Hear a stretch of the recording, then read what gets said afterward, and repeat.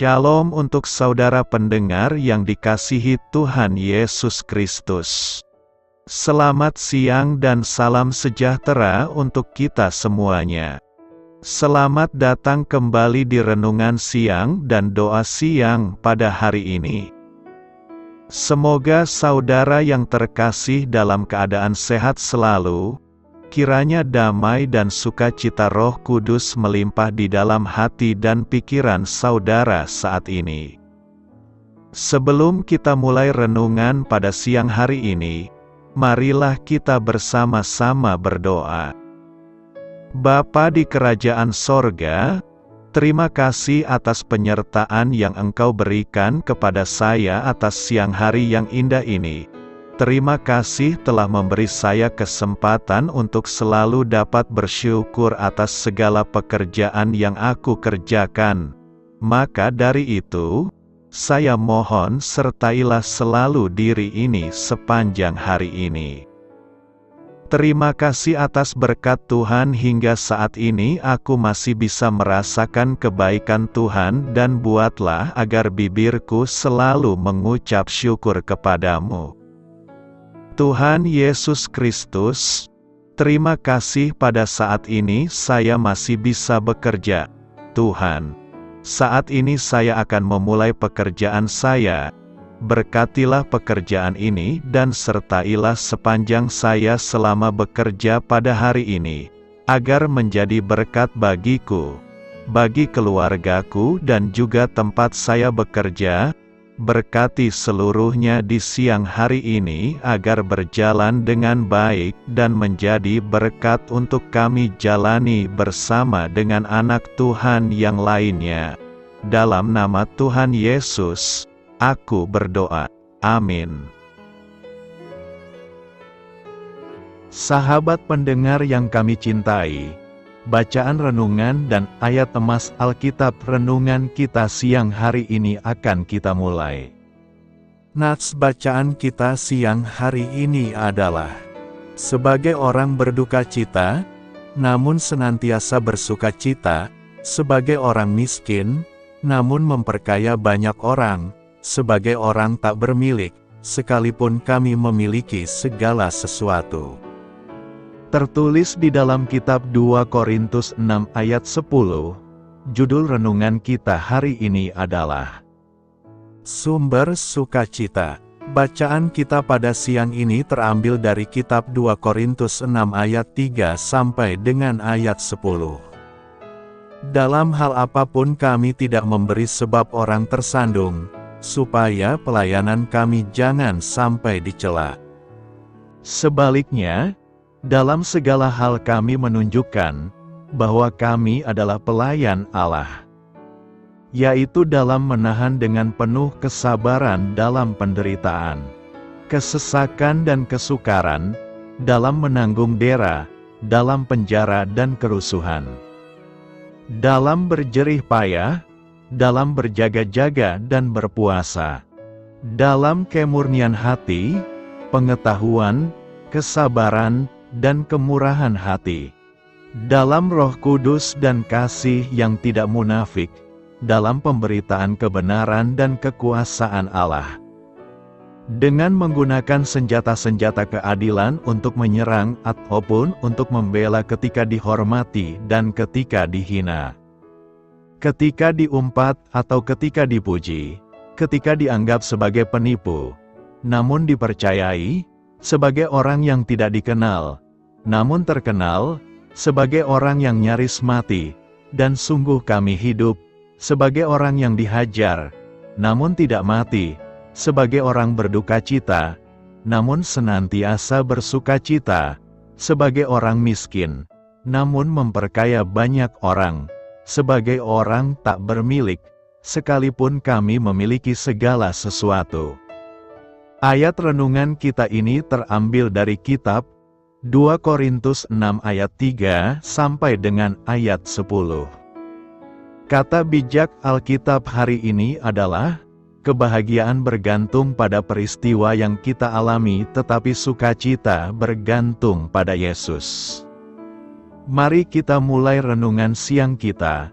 Baiklah, Mari kita mulai segmen kisah inspiratif. Paul Gerhardt, seorang pendeta di Jerman pada abad 17, memiliki segudang alasan untuk tak bersukacita.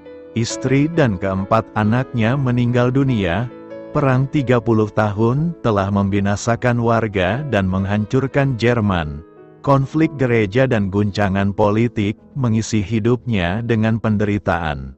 Namun, di tengah-tengah penderitaan pribadinya yang hebat, ia menulis lebih dari 130 himne yang kebanyakan diwarnai sukacita dan ketaatan kepada Yesus Kristus. Berikut kutipan lirik salah satu himne karya Gerhardt, Holy Spirit, Source of Gladness. Biarkan kasih yang tidak mengenal batas mengalir bagai hujan yang deras. Memberi kita harta tak ternilai harganya yang didamba manusia, dan yang Allah beri. Dengarkan kesungguhan permohonan kami, tiap hati yang berat menjadi berseri. Tinggal dalam persekutuan, roh yang penuh kedamaian. Karena kasih Allah telah dicurahkan dalam hati kita oleh Roh Kudus, adakah situasi di mana kita tak dapat mengalami sukacita yang Dia berikan? Selama melewati masa penderitaan besar, Rasul Paulus menggambarkan pengalamannya itu sebagai orang berduka cita, namun senantiasa bersukacita, sebagai orang miskin, namun memperkaya banyak orang, sebagai orang tak bermilik, sekalipun kami memiliki segala sesuatu. Duka dan penderitaan adalah kenyataan hidup yang tak dapat dihindari. Namun, Roh Kudus adalah sumber sukacita kita, memberi kita harta tak ternilai harganya yang didamba manusia, dan yang Allah beri. Pelayanan yang penuh kasih. Minggu ini kita akan memasuki minggu ketiga setelah Trinitatis. Dalam minggu ini kita akan membahas tema, pelayan yang penuh kasih. Pelayan yang penuh kasih ini digambarkan Paulus kepada kita dengan penuh semangat sebagai berikut. Dalam segala hal kami menunjukkan bahwa kami adalah pelayan Allah, yaitu dalam menahan dengan penuh kesabaran dalam penderitaan, kesesakan dan kesukaran, dalam menanggung dera, dalam penjara dan kerusuhan, dalam berjerih payah, dalam berjaga-jaga dan berpuasa, dalam kemurnian hati, pengetahuan, kesabaran, dan kemurahan hati, dalam Roh Kudus dan kasih yang tidak munafik. Intinya Paulus hendak mengajarkan kepada kita bahwa untuk menjadi seorang pelayan Tuhan kita harus punya semangat melayani yang kuat dan tangguh. Semangat hamba-hamba Tuhan diperlihatkan kepada kita, bahwa sesungguhnya kita diingatkan bagaimana untuk mampu bertahan dalam kehidupan yang terberat sekalipun, yakni mampu untuk mengendalikan diri melalui kuasa kasih karunia Allah yang telah diberikan bagi kita di dalam Yesus Kristus. Iman yang telah kita miliki melalui darah Kristus adalah kekuatan kita untuk mampu mengendalikan diri dalam dunia yang tidak menentu dan penuh tantangan. Paulus menyadari bahwa tugas pelayanan yang diterimanya bukan karena kehebatannya, tetapi semata-mata karena kemurahan Allah. Pelayanan yang diterimanya dilihat sebagai bentuk kebaikan Allah, dan Allah memberi kesempatan baginya untuk melakukan pekerjaan yang begitu mulia itu. Itu sebabnya ia melakukan pelayanannya dengan hati yang murni, tulus dengan tujuan memberitakan bahwa Yesus Kristus adalah Tuhan dan Juru Selamat, Tuhan Yesus yang telah memanggil, memilih dan memakai dia benar-benar menjadi seorang pelayan yang rendah hati serta takut akan Tuhan. Segala sesuatu yang ia kerjakan hanya fokus terhadap tugas yang dipercayakan Tuhan. Sebagai pelayan Tuhan, Paulus berusaha untuk menjaga kesaksian hidupnya agar ia tidak menjadi batu sandungan, menahan dengan penuh kesabaran dalam penderitaan, kesesakan dan kesukaran, bahkan dalam menanggung dera, dalam penjara dan kerusuhan, dalam berjerih payah, berjaga-jaga dan berpuasa. Semua ia jalani dengan kerendahan hati. Ia sadar benar bahwa kesulitan dan segala tantangan yang dihadapi adalah konsekuensi kesetiaan dalam melayani Tuhan. Timbul pertanyaan kita sekarang, bagaimanakah caranya agar kita mampu menjadi seorang pelayan yang penuh kasih? Ada beberapa cara yang harus kita lakukan agar kita disebut seorang pelayan yang penuh kasih, yakni: pertama, janganlah kita membuat menjadi sia-sia kasih karunia Allah. Paulus menasihati kita supaya kita tidak menyia-nyiakan kasih karunia Allah yang sudah dilimpahkannya kepada kita. Dalam ayat 1 disebutkan, sebagai teman-teman sekerja, kami menasihatkan kamu, supaya kamu jangan membuat menjadi sia-sia kasih karunia Allah yang telah kamu terima. Secara tersirat, Paulus mengingatkan kita supaya kita menggunakan kasih karunia Allah menjadi dasar yang kuat dalam pemberitaan Injil-Nya, supaya pelayanan kita berkakar, bertumbuh, berkembang, dan berbuah, serta membawa banyak jiwa mengikut Dia. Kedua, pelayanan kita harus membawa penyelamatan. Paulus menyatakan, sebab Allah berfirman, pada waktu aku berkenan, aku akan mendengarkan engkau, dan pada hari aku menyelamatkan, aku akan menolong engkau. Sesungguhnya, waktu ini adalah waktu perkenanan itu. Sesungguhnya, hari ini adalah hari penyelamatan itu. Melalui ayat ini, Paulus mengutip perkataan Tuhan Yesus, pada waktu aku berkenan, aku akan mendengarkan engkau, dan pada hari aku menyelamatkan, aku akan menolong engkau.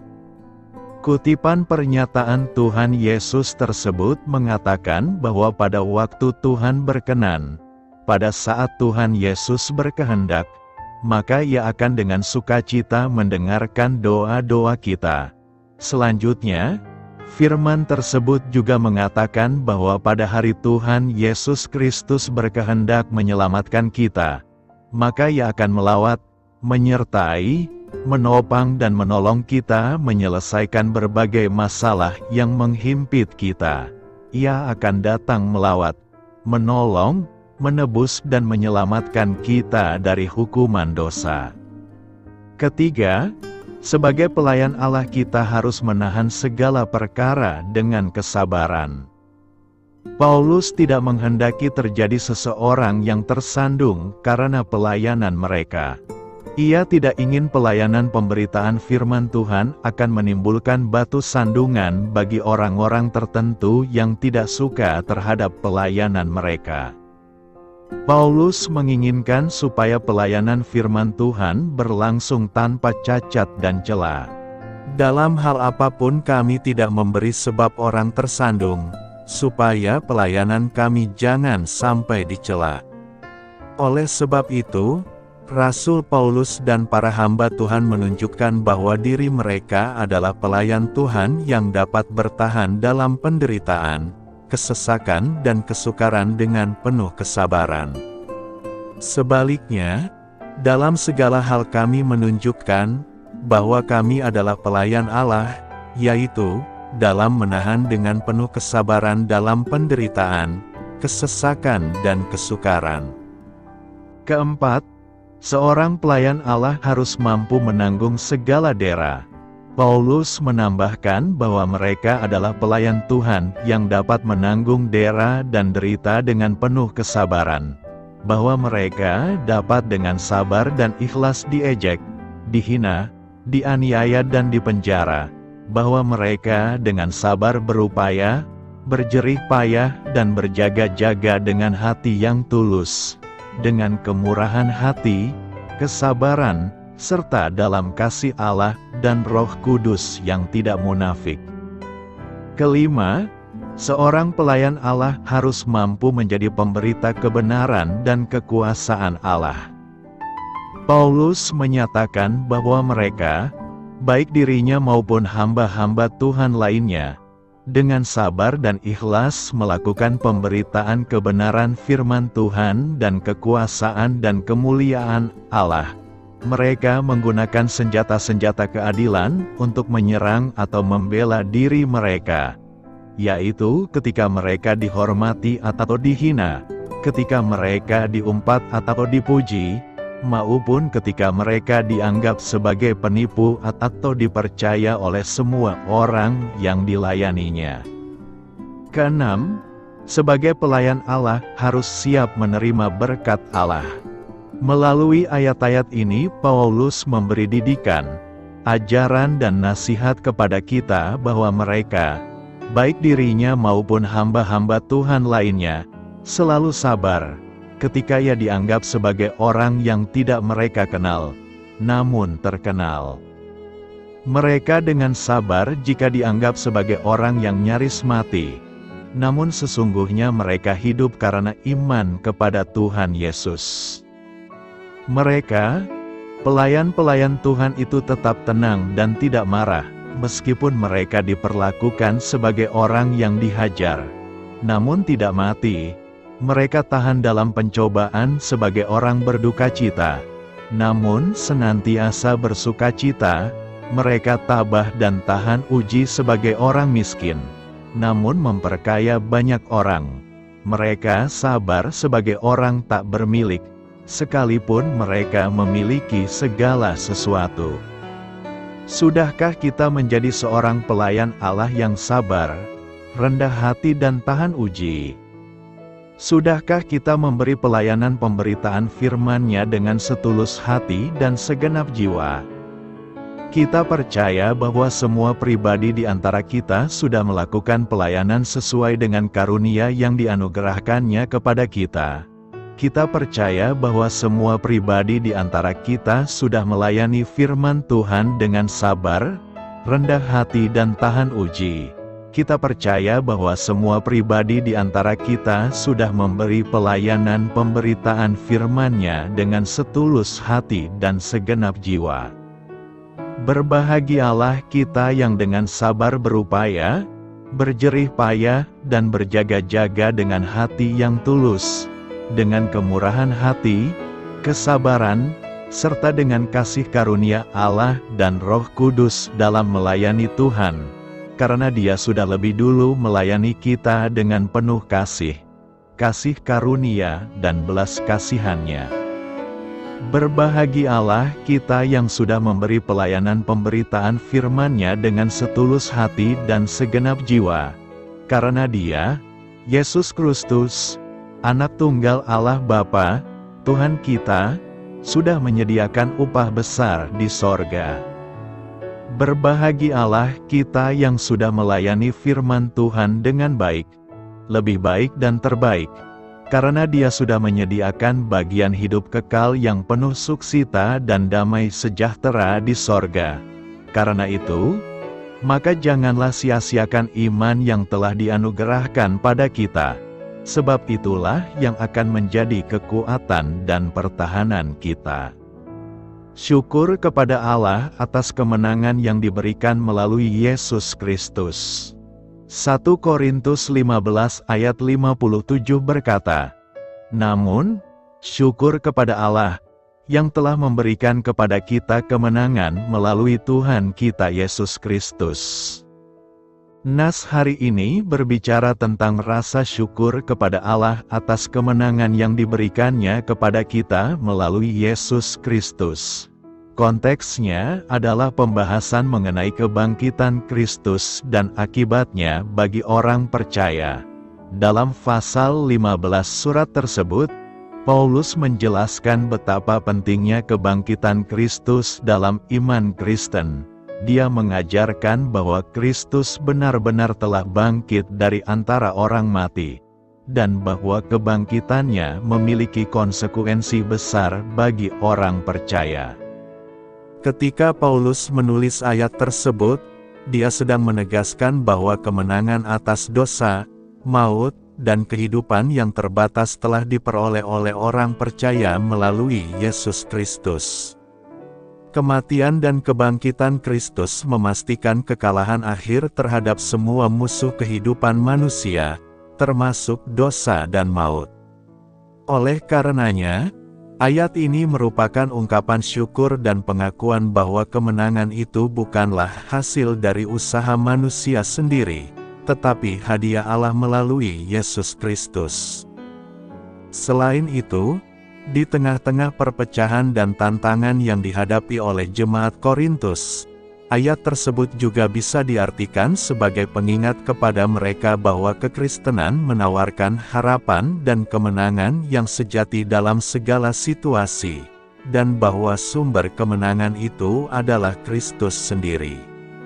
Oleh karenanya, ayat ini dimaksudkan untuk membangkitkan semangat dan keyakinan jemaat di Korintus agar tetap teguh dalam iman mereka. Apa yang perlu direnungkan dari nas hari ini? Nas hari ini mengandung beberapa hal yang dapat direnungkan. Pertama, kita harus bersyukur kepada Allah. Ayat ini mengajarkan pentingnya bersyukur kepada Allah. Kemenangan yang kita miliki bukanlah hasil dari usaha kita sendiri, tetapi anugerah dari Allah. Ini mengingatkan kita untuk selalu bersyukur atas segala karunia yang diberikan Allah kepada kita. Kedua, kemenangan melalui Yesus Kristus. Pernyataan ini menyoroti bahwa kemenangan sejati dalam kehidupan Kristen diperoleh melalui Yesus Kristus. Kristus, melalui kematian dan kebangkitannya, telah mengalahkan dosa, maut, dan kuasa kegelapan.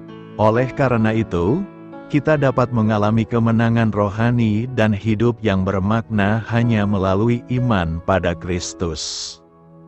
Ketiga, pemusatan pada Tuhan. Pernyataan ini menegaskan bahwa Tuhan Yesus Kristus adalah sumber kemenangan kita. Hal ini mengingatkan kita untuk selalu memusatkan hidup dan iman kita pada Kristus. Ketika kita mengalami tantangan, kelemahan, atau pergumulan dalam kehidupan, kita dapat menguatkan diri dengan mengingat bahwa Kristus telah memberikan kemenangan kepada kita. Keempat, pengakuan akan kebenaran Alkitab. Pernyataan ini juga menegaskan kebenaran ajaran Alkitab tentang kemenangan dalam Kristus. Hal ini menunjukkan bahwa iman Kristen tidaklah kosong atau sia-sia, tetapi memiliki dasar yang kokoh dalam kebenaran firman Allah.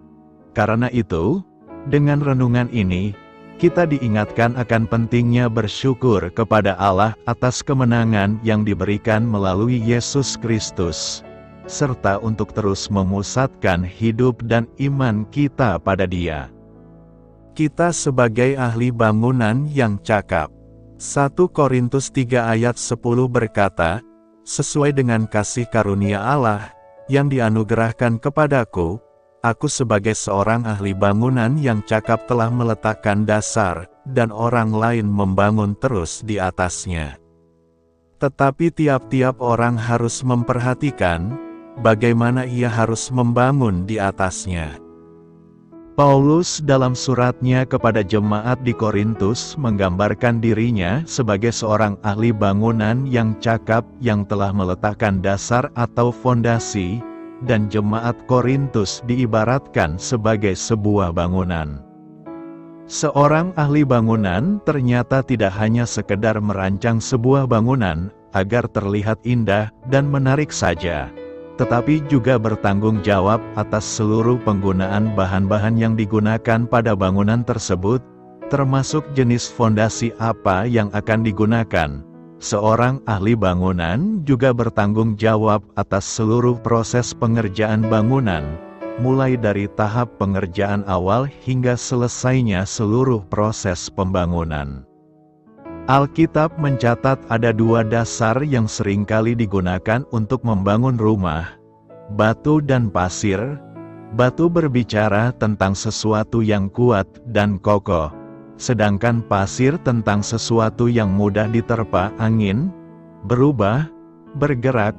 Kita harus meletakkan dasar rumah kita di atas batu karang rohani, yaitu Yesus Kristus, supaya rumah kita tetap kuat dan kokoh, karena di dalam Dia ada jaminan keselamatan, ada masa depan, ada harapan dan juga kepastian hidup yang kekal. Yesus adalah pribadi yang tidak pernah berubah. Dia tetap sama, baik kemarin maupun hari ini dan sampai selama-lamanya. Jika dasar pembangunan rumah rohani kita adalah Tuhan Yesus, maka seberat apapun badai persoalan yang mungkin melanda, rumah kita akan tetap kokoh berdiri. Namun jika yang menjadi dasar rumah rohani kita adalah pasir gambaran dari sesuatu yang tidak tentu, bergerak dan mudah berubah, maka ketika hujan turun, banjir datang dan angin persoalan melanda, rubuhlah rumah itu dan hebatlah kerusakannya. Oleh sebab itu, dalam hidup ini jangan sekali-kali berharap dan mengandalkan sesuatu yang tidak berlandaskan kebenaran firman Tuhan, karena semuanya itu tidak tentu dan bisa lenyap seketika. Memang, membangun rumah di atas batu itu tidaklah mudah, melainkan perlu perjuangan. Ada harga yang harus kita bayar. Tetapi ketika angin dan badai melanda, rumah itu akan tetap bertahan. Sebaliknya, membangun di atas pasir sangatlah mudah. Tetapi bila angin atau badai datang, rumah itu akan mudah hancur pula. Inilah yang menjadi pesan Tuhan bagi kita untuk menjalani kehidupan ini. Tuhan mau kita memerhatikan dasar bangunan yang kita gunakan di dalam setiap proses pembangunan kehidupan kita. Bertindaklah seperti Rasul Paulus yang menyebut dirinya sebagai ahli bangunan yang cakap yang telah meletakkan dasar yang benar pada jemaat yang dibangunnya, sebagaimana ia sendiri telah meletakkan dasar yang benar bagi dirinya sendiri. Kita sedang memasuki sebuah zaman yang berbeda, apabila dibandingkan dengan tahun-tahun sebelumnya. Apabila kita tidak mendasari hidup kita dengan dasar kebenaran yang kokoh, maka ketika angin dan badai melanda mudahlah menjadi hancur. Apa yang harus kita lakukan agar senantiasa berjalan dalam fondasi yang kokoh? Pertama, menjadi pribadi yang bertindak hati-hati sesuai dengan segala yang tertulis di dalam firman Tuhan. Yosua mendapat tugas penting untuk menggantikan Musa, membawa bangsa Israel masuk ke tanah perjanjian. Yosua tahu bahwa ini bukanlah sebuah pekerjaan yang mudah. Tetapi Yosua tahu bahwa Tuhan akan menyertai dia, asalkan selalu berpegang teguh pada firman-Nya. Kita semua tahu bahwa pada akhirnya Yosua berhasil membawa umat Israel masuk ke tanah Kanaan. Demikian juga dengan kita. Tuhan ingin agar kita senantiasa berhasil dalam setiap langkah hidup kita. Tuhan ingin agar kita senantiasa beruntung dalam apapun yang kita kerjakan. Dia ingin agar keluarga, rumah tangga, pekerjaan, keuangan, bisnis, studi dan segala aspek kehidupan kita dapat berhasil dan sukses. Kedua, menjadi pribadi yang mau ditanam dan diajar. Bagaimana kita mengukur kedewasaan kita?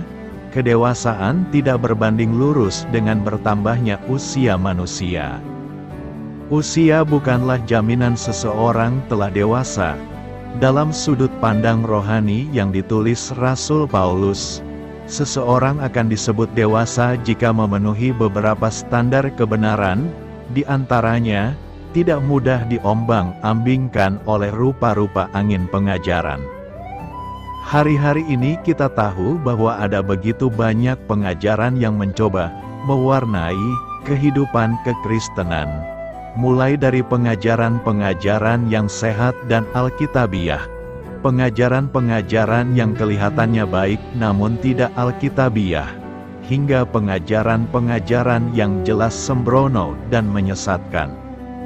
Untuk bisa menjadi orang-orang dewasa yang bertumbuh dan tidak mudah diombang-ambingkan oleh rupa-rupa angin pengajaran dan cakap, untuk membedakannya, pastikan kita berada dan ditanam di dalam sebuah jemaat lokal di mana Tuhan telah mengaruniakan seorang gembala untuk memperlengkapi kita dalam segala hal, sehingga kita bisa berfungsi sebagaimana mestinya dalam tubuh Kristus.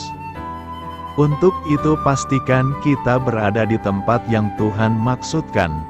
Dan mari kita dengan rendah hati dan lembut hati mau tunduk di bawah otoritas pemimpin rohani.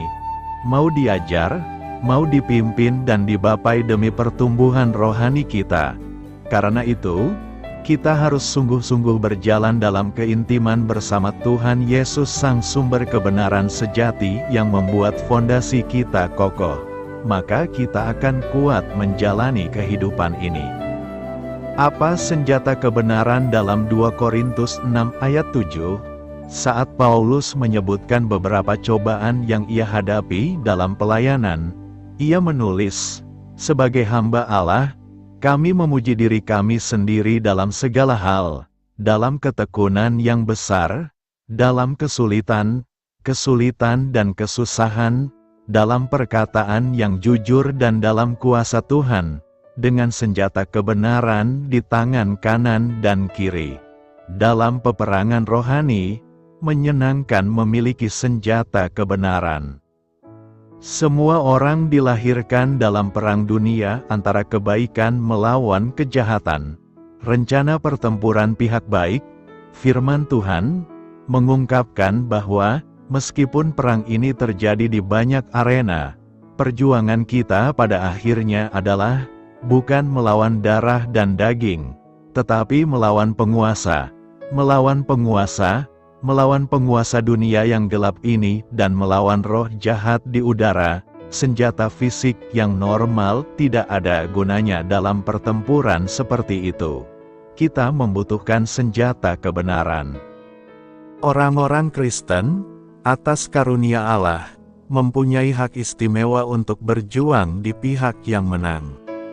Sebagaimana kita ketahui, bukan dengan pedang atau tombak Tuhan menyelamatkan, karena peperangan ada di pihak Tuhan.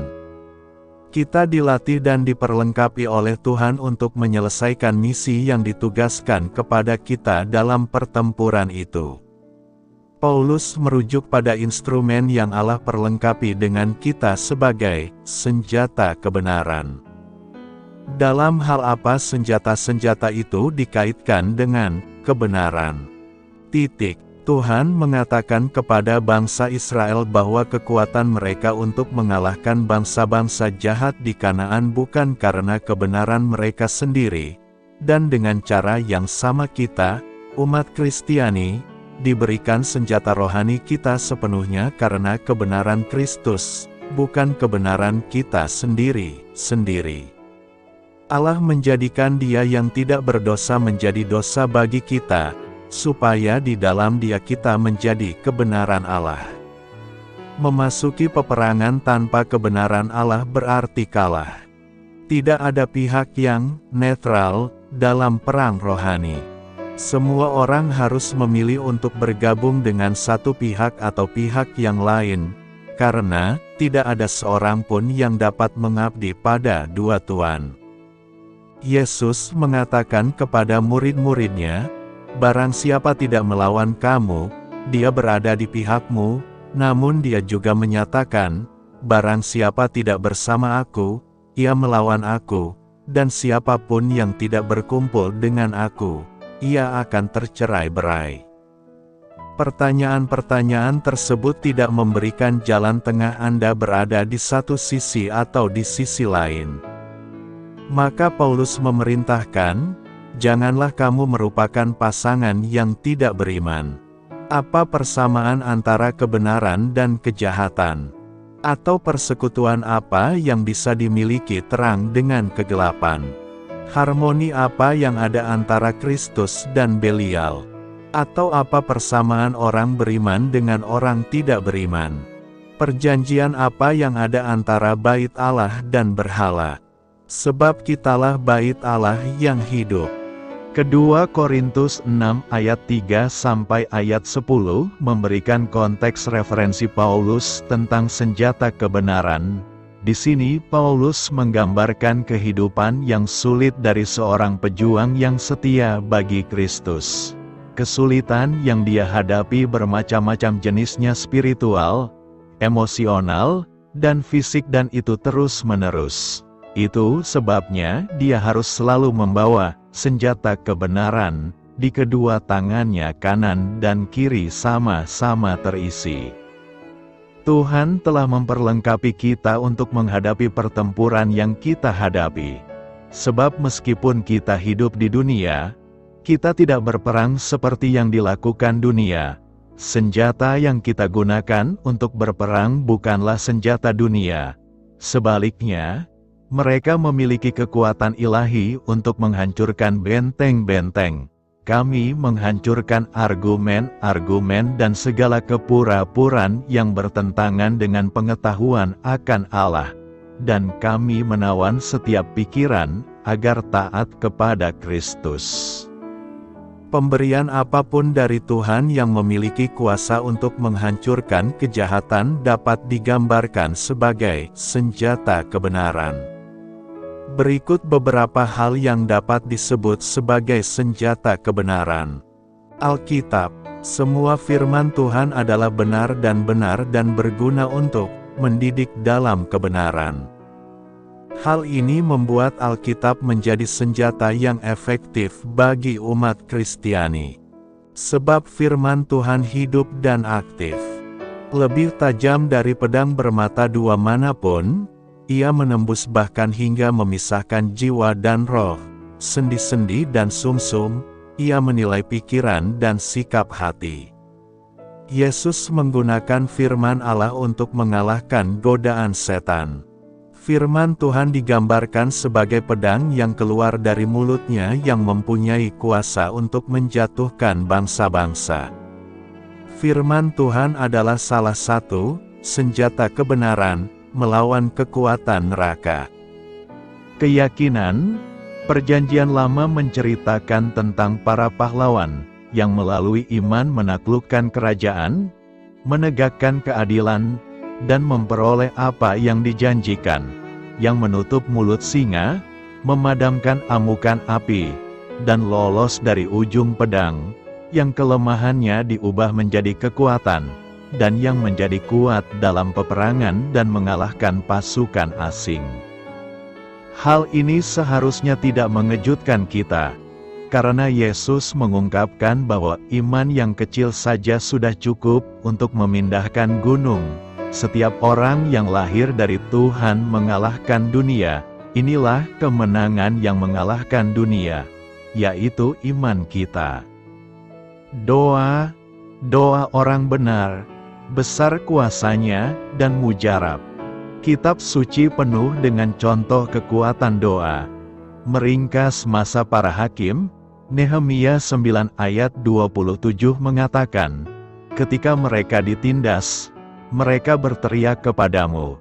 Dari surga kamu mendengarkan mereka, dan karena belas kasihan-Mu yang besar kamu memberi mereka penyelamat, yang menyelamatkan mereka dari tangan musuh-musuh mereka. Melalui doa, kekeringan dimulai dan diakhiri pada zaman Elia. Melalui doa musuh-musuh Elisa menjadi buta. Dengan doa Simson meraih kemenangan atas orang Filistin. Kebaikan adalah senjata kebenaran lainnya. Kita diperintahkan untuk mengalahkan kejahatan dengan kebaikan. Kadang-kadang tampaknya kejahatan lebih kuat, atau setidaknya lebih umum. Namun hal ini hanya bersifat sementara. Seorang mukmin yang berpihak pada kebaikan, mampu membalikkan banyak keburukan.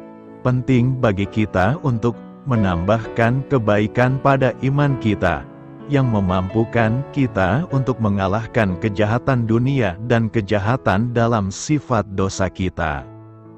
Cinta, semua senjata kebenaran kita yang lain tidak ada gunanya tanpa perintah yang satu ini, yang merupakan perintah terbesar.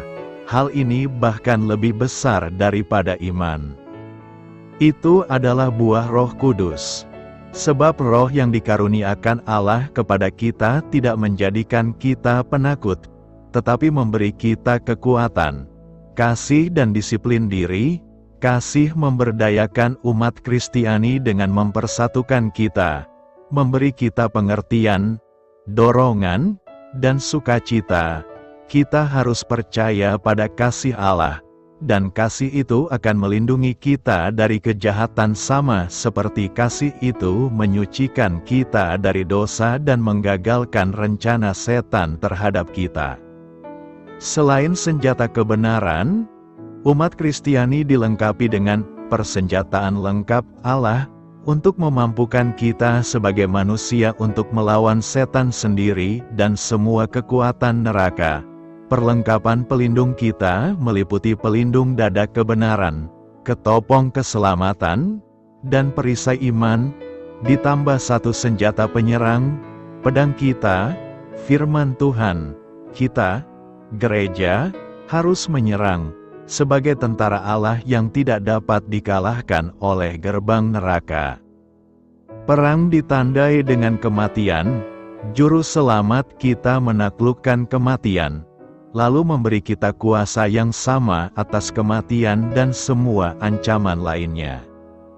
Oleh karena itu, kita lebih daripada orang-orang yang menang melalui Dia yang mengasihi kita.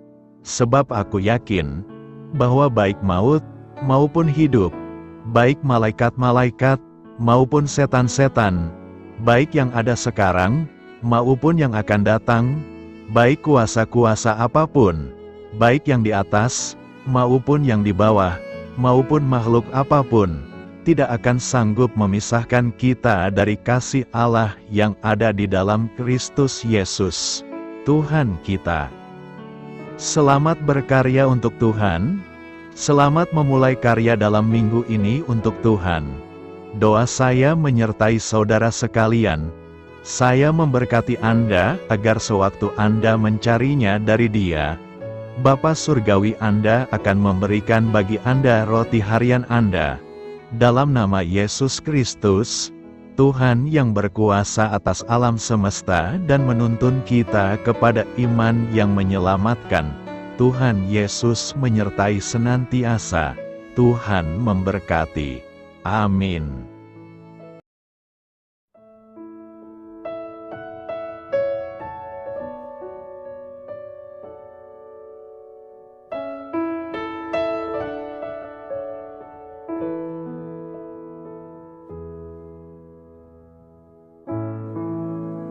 Demikianlah renungan firman Tuhan pada siang hari ini. Semoga menjadi kekuatan di dalam hidup kita dan menjadikan kita pribadi yang lebih sukses. Sebelum kita memulai aktivitas hari ini, marilah kita berdoa. Bapa kami yang ada di sorga, terima kasih atas kasih dan kebaikan Tuhan yang begitu besar buat kami. Tuntunlah perbuatanku agar di sepanjang hari ini saya bisa bekerja sebaik-baiknya, tidak pernah jemu menolong sesama, selalu ramah dan tahu terima kasih, menghayati iman dan mengamalkannya dengan sekuat tenagaku. Semua ini saya sampaikan kepadamu, dengan pengantaraan Kristus, Tuhan kami. Allah, Bapa kami bersyukur kepadamu, bahwa dengan bekerja kami boleh ambil bagian di dalam karya-Mu mensejahterakan dan membahagiakan umat manusia. Kami mohon bimbingan-Mu dalam melaksanakan pekerjaan kami hari ini. Bimbinglah kami agar sanggup bekerja dengan semangat kasih, dengan riang, rajin dan jujur. Terima kasih, Tuhan. Amin.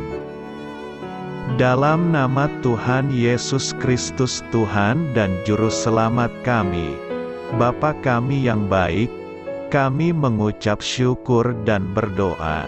Amin. Biarlah firman Tuhan menjadi pengingat untuk kita semua, bahwa tuntunan dari Roh Kudus akan selalu memberi jalan keluar bagi setiap permasalahan hidup kita, dan memberi kedamaian di hati kita. Amin. Sampai jumpa di renungan siang saudara rohani berikutnya. Shalom.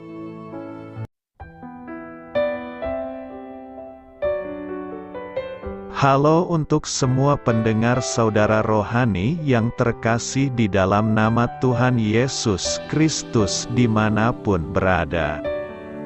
Mari dukung kami, tim redaksi Renungan Harian Saudara Rohani, dengan cara memberikan bantuan, kritik dan masukan. Saudara dapat memberikan masukan melalui kolom komentar di bawah atau mengirim kepada kami langsung melalui email yang tertera di layar Anda, saudararohani@gmail.com. Jika saudara terberkati melalui renungan ini, saudara dapat mendoakan kami dan memberikan bantuan lainnya dengan mengirim email kepada kami. Saya berdoa agar saudara sekalian bahagia dan sehat selalu. Amin.